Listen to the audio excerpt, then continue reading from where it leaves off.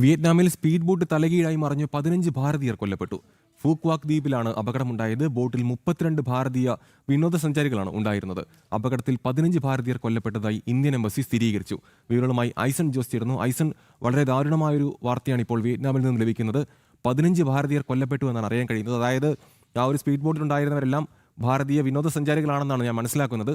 എന്താണ് ശരിക്കും അപകടത്തിന് കാരണമെന്ന് കണ്ടെത്താൻ കഴിഞ്ഞിട്ടുണ്ടോ? രക്ഷാപ്രവർത്തനം പുരോഗമിക്കുന്നുണ്ടോ? അമൽ, നമുക്ക് ലഭ്യമാകുന്ന വിവരങ്ങളനുസരിച്ച് 32 ഭാരതീയർ സഞ്ചരിച്ച ബോട്ട് മുങ്ങി അല്ലെങ്കിൽ തലകീഴായി മറിഞ്ഞു എന്ന റിപ്പോർട്ടുകളാണ് പുറത്തു വരുന്നത്. ഭാരതത്തിൻ്റെ എംബസിയും ഇക്കാര്യം വളരെ കൃത്യമായി സ്ഥിരീകരിക്കുകയും ചെയ്യുന്നുണ്ട്. ഇതിൽ 15 പേർ കൊല്ലപ്പെട്ടു എന്ന് തന്നെയാണ് പ്രാഥമികമായി നമുക്ക് ലഭ്യമാകുന്ന സ്ഥിരീകരണം. ഈ സ്പീഡ് ബോട്ടിൽ വിനോദസഞ്ചാരികൾ ഹോൺയൂറട്ട് ദ്വീപിൽ നിന്നും തായ് പോർട്ടിലേക്ക് പോകുന്നതിനിടെയാണ്, അതിനിടെ കരയിൽ നിന്ന് ഏതാണ്ട് 400 മീറ്റർ അകലെയാണ് ഈ അപകടമുണ്ടായത് എന്നാണ് മനസ്സിലാക്കാൻ സാധിക്കുന്നത്. നിലവിലെ സാഹചര്യത്തിൽ മരണസംഖ്യ വർദ്ധിക്കാനുള്ള സാധ്യതയുണ്ട് എന്ന ചില സൂചനകളും പുറത്തു വരുന്നുണ്ട്.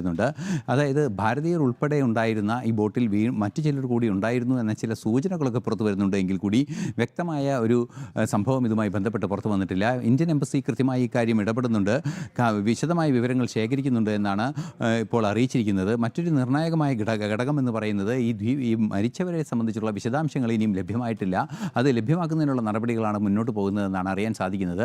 ഇവരുടെ അടിസ്ഥാന രേഖകളൊക്കെ കണ്ടെത്താൻ ഉള്ള ശ്രമങ്ങളിലാണ് ഇന്ത്യൻ എംബസി എന്ന റിപ്പോർട്ടുകളാണ് ഇപ്പോൾ പുറത്തു വരുന്നത്. അമൽ, യെസ്, വിയറ്റ്നാമിലാണ് ദാരുണമായൊരു അപകടമുണ്ടാകുന്നത്. ഭാരതീയ വിനോദസഞ്ചാരികൾ സഞ്ചരിച്ച സ്പീഡ് ബോട്ട് തലകീഴായി മറിഞ്ഞാണ് 15 ഭാരതീയർ കൊല്ലപ്പെട്ടത്.